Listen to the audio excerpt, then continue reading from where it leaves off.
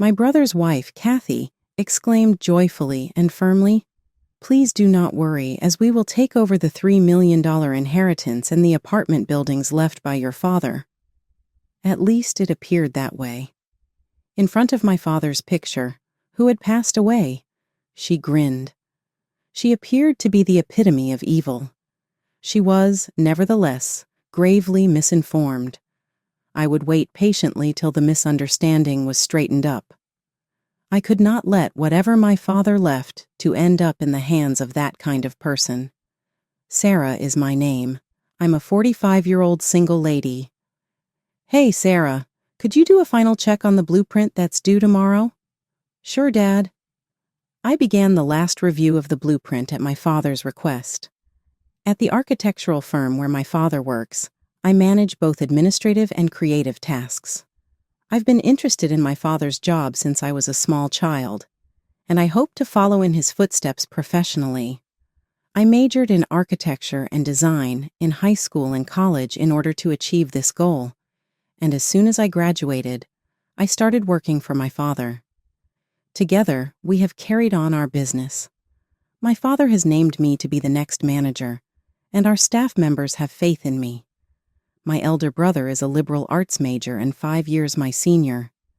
However, he is not interested in design and is not likely to be involved in the company's management or day-to-day operations.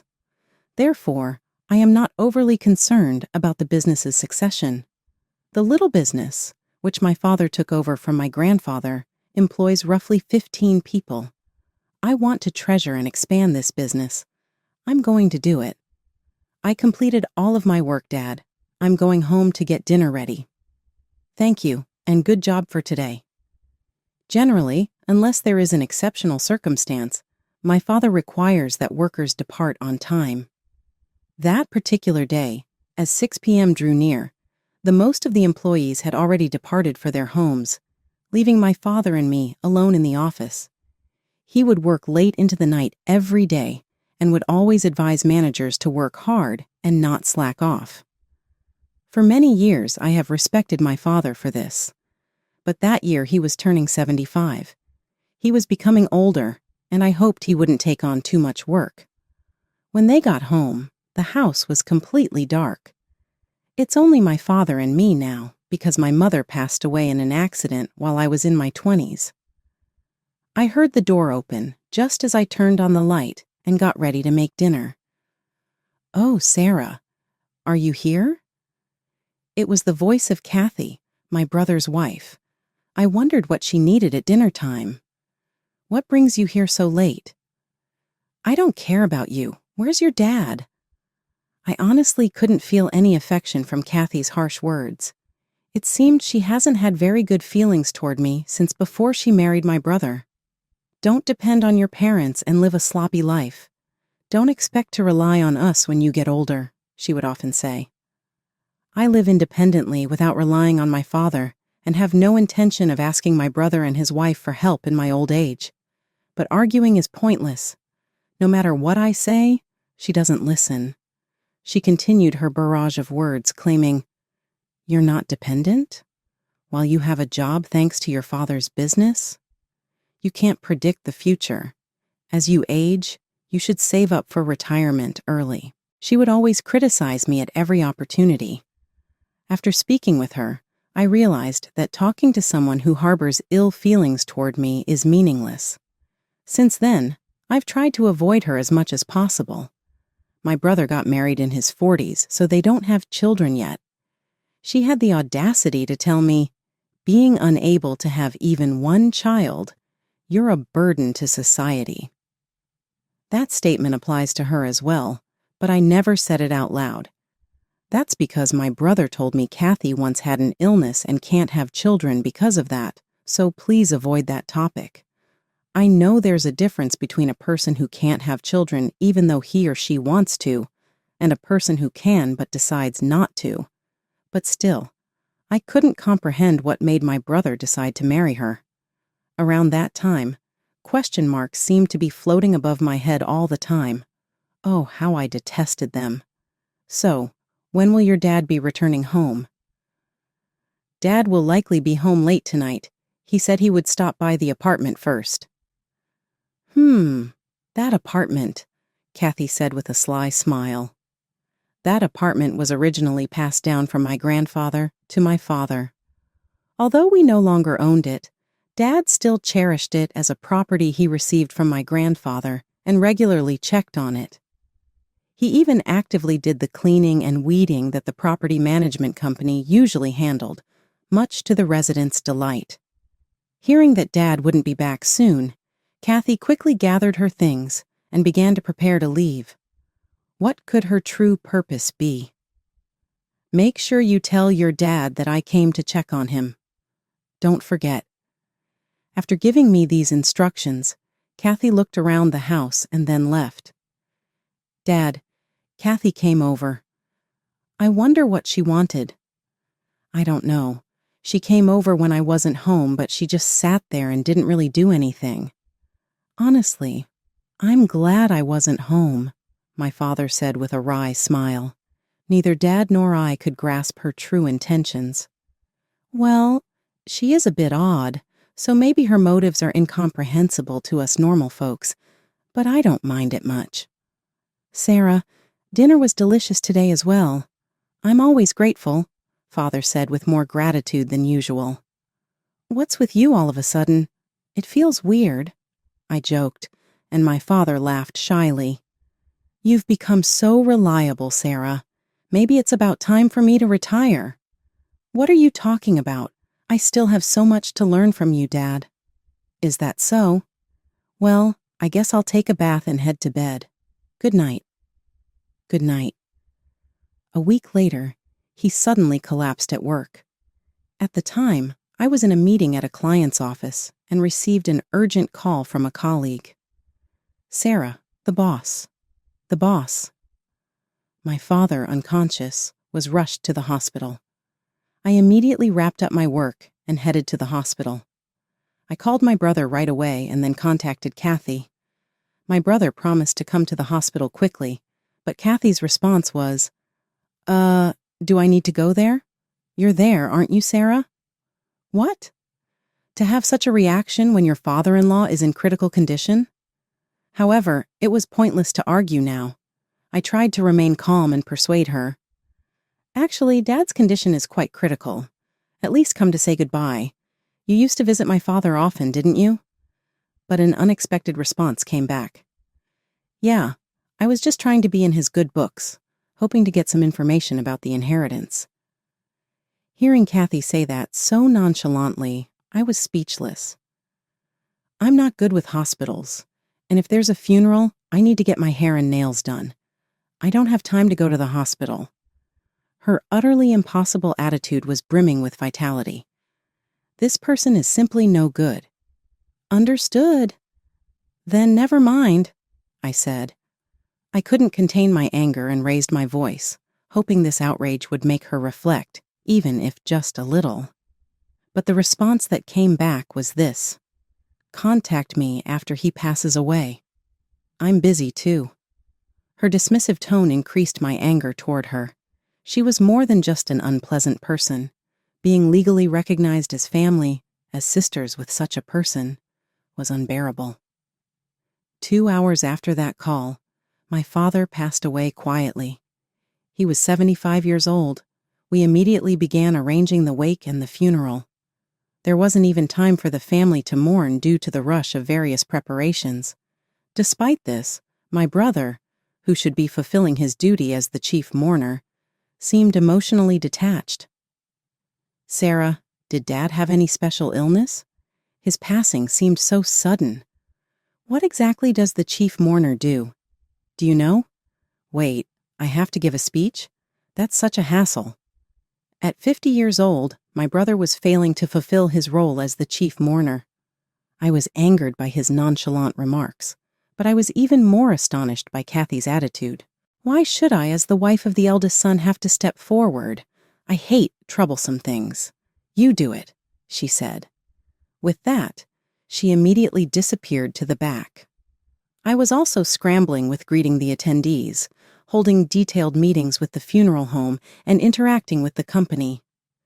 In the midst of all this business, Her indifference was unbearable. I could understand feeling inconvenienced since he wasn't her own parent, but such an attitude was inexcusable. My anger turned to sadness.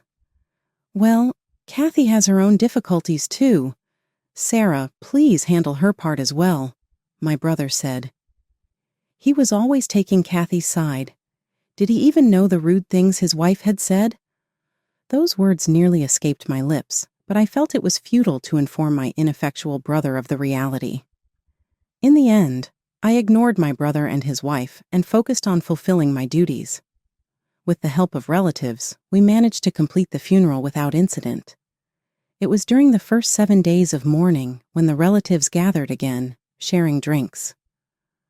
Ah, he passed away without suffering, so he must be content now, said my father's younger sister, my aunt, who was 15 years his junior.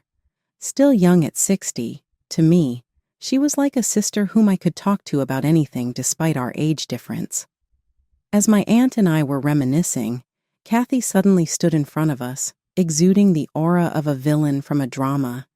If this were a drama, even someone who just tuned in would immediately know she was the antagonist. "Shall we get started?" Cathy announced. "Started? What are you starting?" I tilted my head, not grasping her intention. "It's about the inheritance.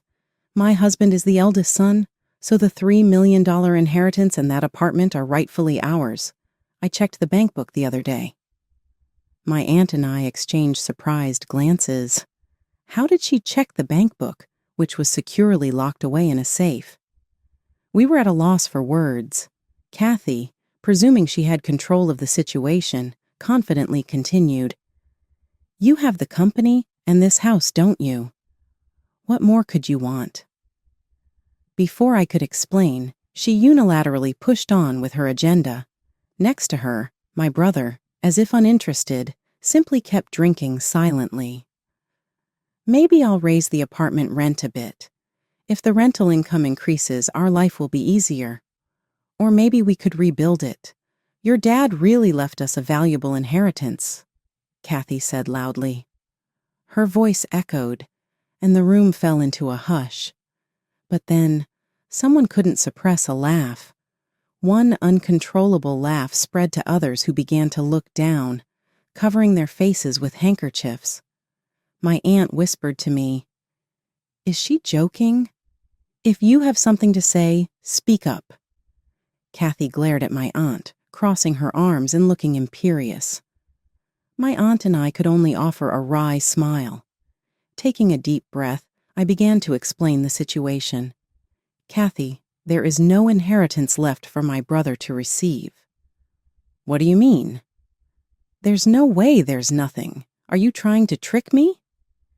Cathy's once triumphant face now filled with anger. "The circumstances are different. The apartment belongs to my aunt, and I have taken over the company. The inheritance from Dad has already been passed on completely, so there is nothing left for my brother to inherit now." "What? That's news to me. I haven't been informed of anything at all." "Since this was decided before my brother married you, it's understandable that you didn't know. Here's the situation. It was only natural for my father to want to pass the company to me after years of working with him. I had initially resisted, feeling it was a heavy responsibility, but it was very important to him. He had a strong desire to pass his business on to his own flesh and blood. When I decided to take over the management, we went through the proper legal procedures for inheritance with a lawyer. As for the apartment, it's Dad's lifetime gift to my aunt and uncle, a decision made when Grandpa passed away. Everything about the company has been settled, and my brother agreed when it was decided that I would take over.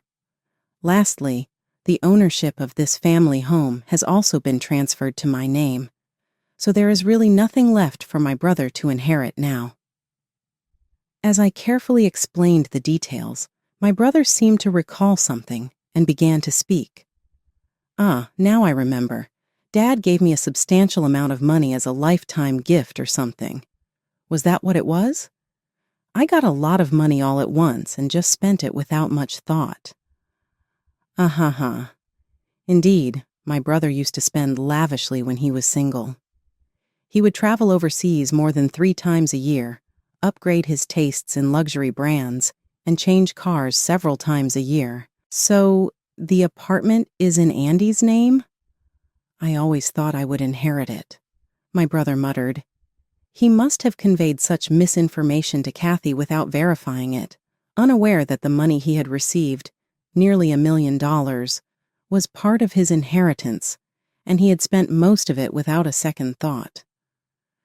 So, what about the bank book with the $3 million in it? Cathy asked suspiciously. That's an old bank book from the company that's no longer in use, I explained. But why do you ask? It should have been stored in the safe. That old safe? My aunt chimed in, frowning. Perhaps it had been opened with a thin tool of some sort. If so, that would be quite a feat. My aunt stared at Cathy, her suspicion clear. At that moment, my brother murmured quietly, "Did Dad hate me?" "What?"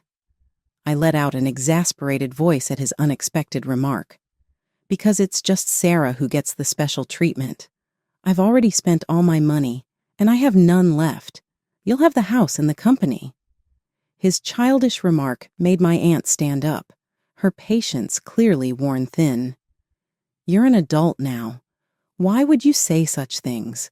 Do you know how hard Sarah worked to take over the company?" "Auntie," I started, but she continued.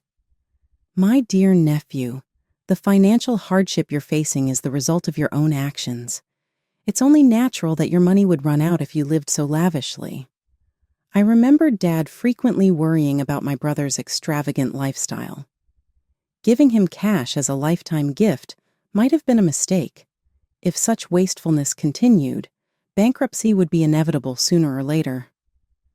I had shared my father's concerns back then. My brother had used up his inheritance within a few short years. By not leaving him cash now, perhaps Dad had intended it as a lesson. That one should enjoy luxury from income earned through hard work, not from unexpected windfalls. My aunt's stern advice made my brother hang his head, but Cathy was far from convinced. I've never heard of anything like that.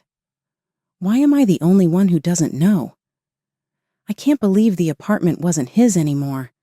That's because it happened before you came into the family. I'm the wife of the eldest son, and I wasn't informed at all. Dad didn't teach me anything. This is strange. Watching Cathy's outburst, it was clear that my father had not discussed the inheritance with her, but I could somewhat understand his intentions. Maybe he had always seen through Cathy's greedy nature, her significant attachment to money. There's nothing strange about this. It's Dad's will. At my calm response, Cathy's eyes widened, and she raised her voice. "I won't accept this. I'll sue you." "But you're not even in a position to inherit, so I don't think you have any right to reclaim anything." Hearing my logical statement, Cathy became furious. She knocked over a vase that was a keepsake from our mother, shattered the glasses on the table, and rampaged around, screaming incoherently. What was supposed to be a gathering for my father's memorial turned into an unexpected uproar. Eventually, my brother and other relatives had to intervene to calm her down, and the gathering came to a somewhat peaceful end. "Cathy, I'll send you the bill for the broken vase and glasses later. Wrecking someone's house is not acceptable." "Shut up, you money grubber." With those words, Cathy huffily left the house with my brother. Honestly, if anyone's a money grubber, it's her. It's astonishing how money can change a person so grotesquely. It was a day when I fully realized the true horror of Cathy's nature. In the end, my brother and Cathy got divorced. Surprisingly, the initiative for the divorce came from my brother, who was always hesitant in making decisions. After witnessing her obsession with money, I became scared to be with her. My brother said with a pale face that seemed to indicate he had no visible wealth left, and seemed to wonder what would have become of him if he had. Cathy, who was a housewife, claimed she couldn't survive if they got divorced. But then we found out something about her. Actually, Cathy had a criminal record for marriage fraud before we got married. When I brought that up with the lawyer and filed for divorce, she surprisingly agreed to it easily. I was shocked to learn about her unexpected past. However, considering her abnormal fixation on money, perhaps it's not surprising she had some issues. To be honest, I'm relieved that the family ties with such a person have been severed. Yet, I can't help but worry about my brother's lack of judgment. As his sister, I feel concerned. Sarah, boss, you have a visitor. I stood up at the call from an employee. There's no need to start calling me boss. I still feel a bit embarrassed by the title. But I am also aware of the grave responsibility I hold to protect this company and its employees. The CEO is the boss, right, boss? We're all looking forward to the next payday. I can't help but smile at another employee's joke. You all really love your jokes. I'm happy to be recognized as their leader. Dad, I swear I will protect this company. With that resolve in my heart, I hand my business card printed with President and CEO to the visitor. My name is Megan.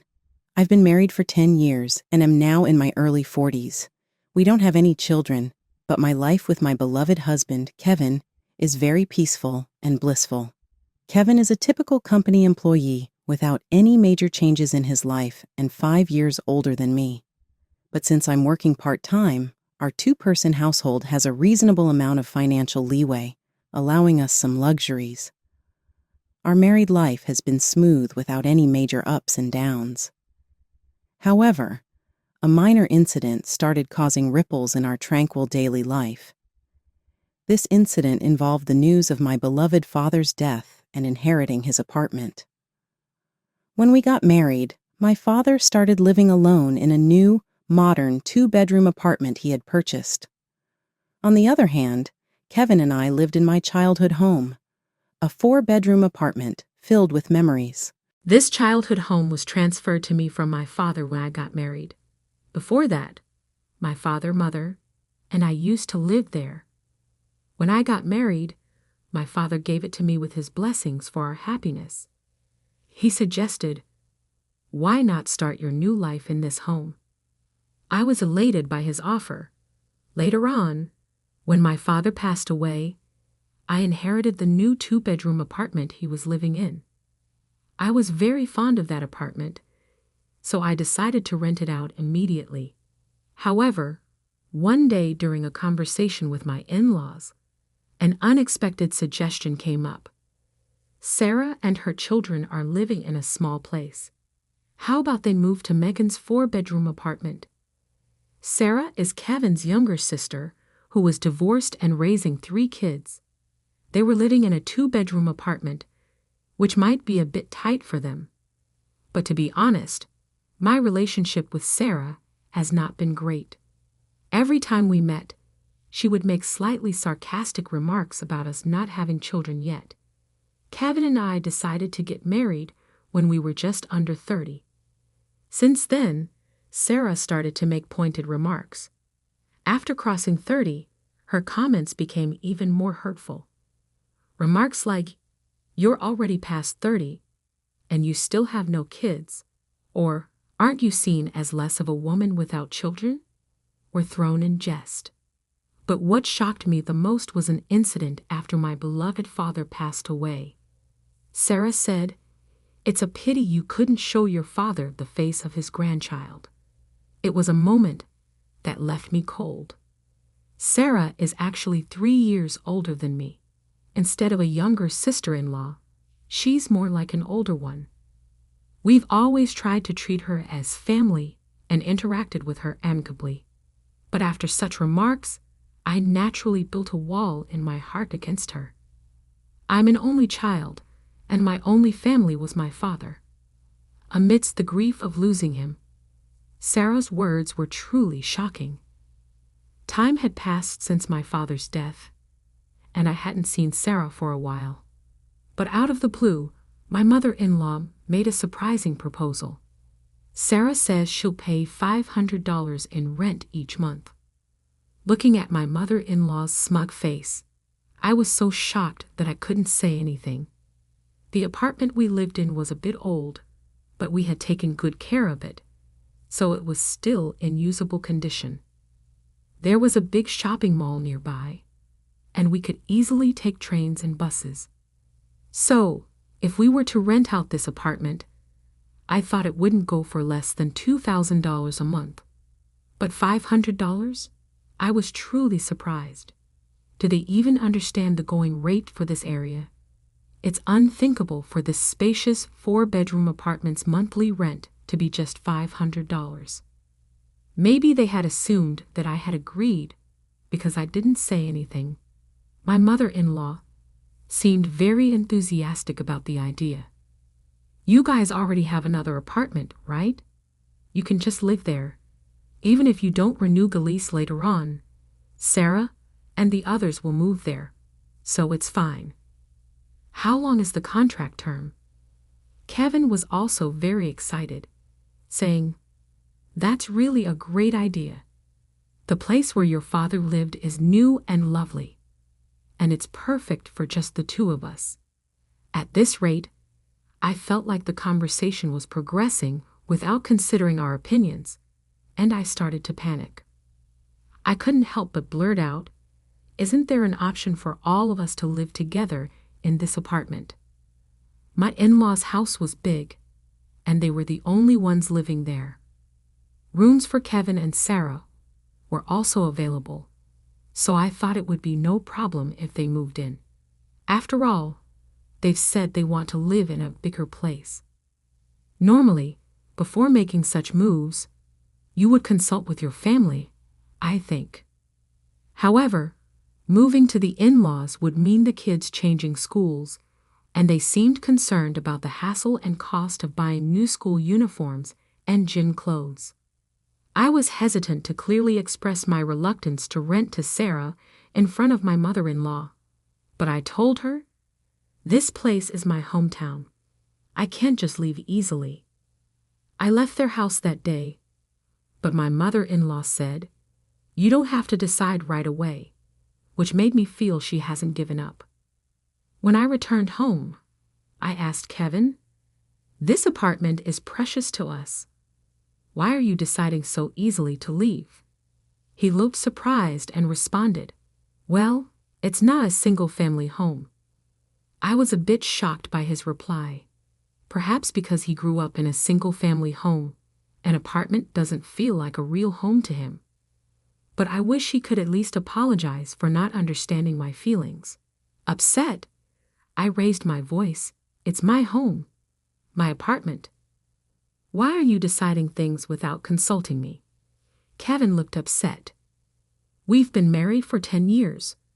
Why do you say my apartment? It's our apartment." His voice contained a hint of anger. I wished he could understand how I feel about this apartment as my cherished home. If he had hesitated to rent the apartment to his sister, I might not have felt hurt by his words. But at that moment, I felt hurt. We tried to calmly discuss it many times after that, but it wasn't easy. Kevin seemed not to understand my feelings at all, and I got words like money-minded, stubborn, and selfish thrown at me. As time passed and the seasons changed, the wall between us remained unchanged. During that time, I kept receiving messages from my mother-in-law asking if the discussions about living together were progressing. The pressure from my mother-in-law and Kevin, who wouldn't understand my perspective, slowly wore me down. I felt I was reaching my breaking point. One day, I was shocked to receive an email from Sarah. It said, "Why are you two without kids hesitating to move out of such a small space? You don't need that big of a place. Just leave." I hadn't heard from Sarah since our discussions about the apartment, and yet here she was, out of the blue, telling me to leave. I never imagined I'd receive such a direct email. Reading that message, I reflected on how much I had endured and felt deep self-loathing. The idea of divorce crossed my mind several times. I tried to calm myself each time, but I felt like I was at my limit. I decided to go to the local government office to initiate divorce proceedings. I also decided to reach out to a specific place for the next steps. A few days later, with a renewed mindset, I visited the court. Upon checking, it turned out that both the apartment I lived in and the one I was renting out were all under my name. It was my apartment. Confirming this fact, I decided to confront my relationship with my husband and thought about what I should do next.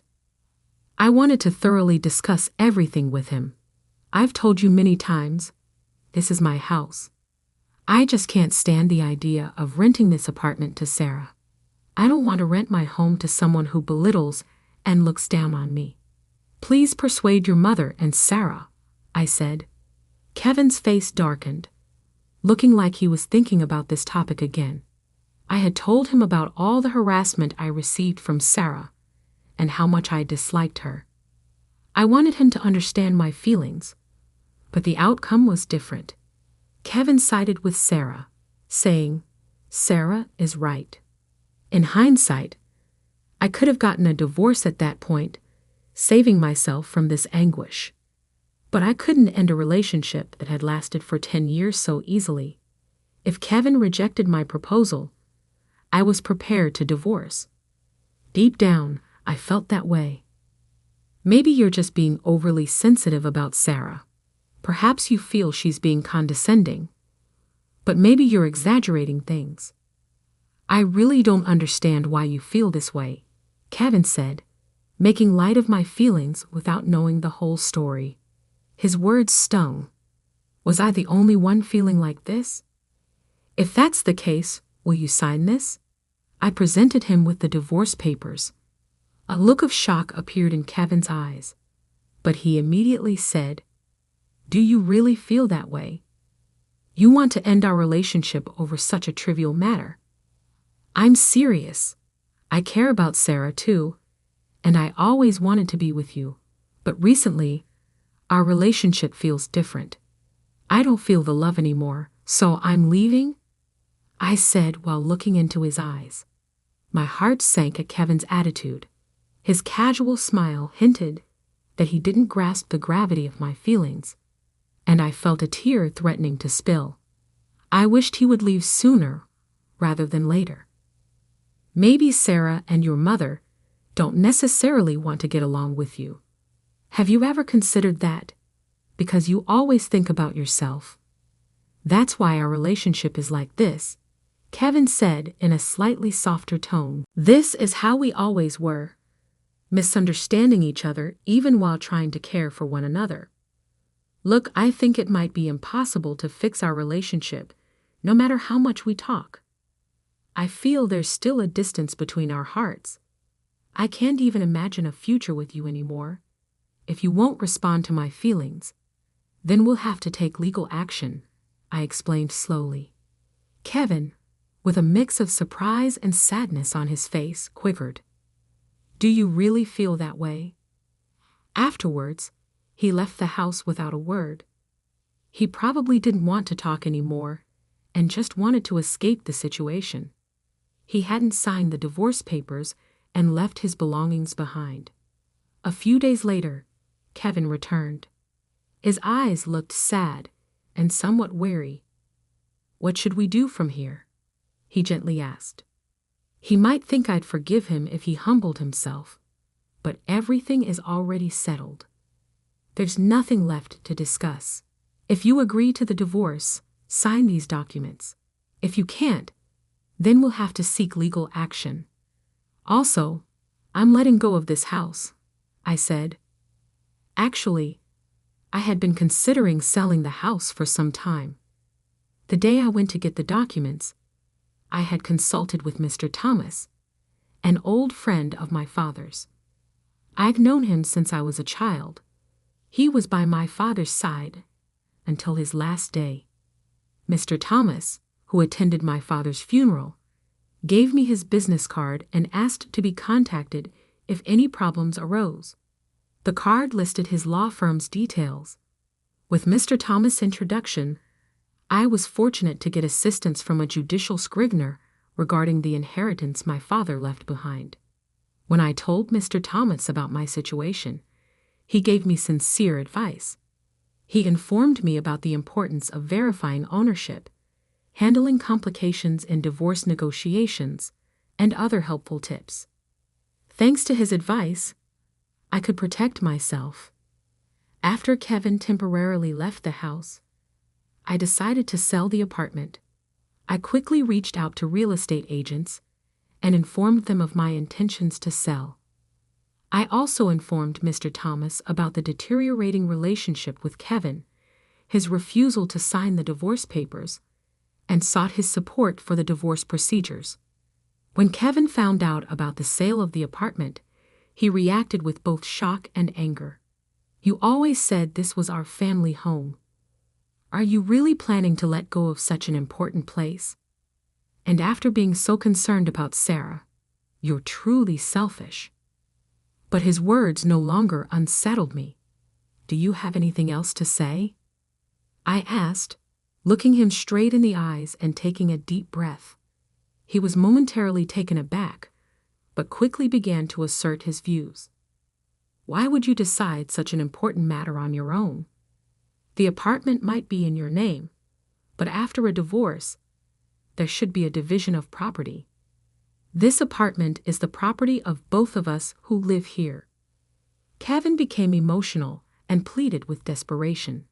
In response, I gave him a slight smile and replied, "Actually, this apartment has been under my name even before we got married.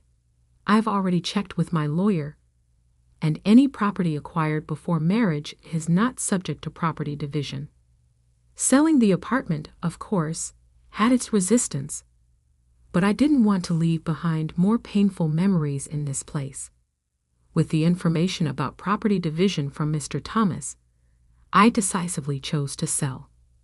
Upon learning the truth, Kevin suddenly changed his attitude. "I'm sorry. This place is special to you, but it hasn't been sold yet, right? Please reconsider. Why don't we give it another shot together? I'll explain things to Sarah and Mom. Please just stop the divorce and the apartment sale." In his words, I questioned myself. Why had I stayed with him for 10 long years? I'm dumbfounded that I chose someone like him. Don't put on a nice face now. When we were together, you never once stuck by my side, did you? Thinking of starting over with you now is unfathomable, so please leave. We both need a fresh start. He wasn't easily convinced, creating a vast rift between us. But after navigating through various procedures, I finally managed to end our relationship. It's the beginning of a new life. The idea of being alone was initially daunting, but I realized it isn't as scary as it seemed. Now, I live in a new 2-bedroom apartment, living life on my terms.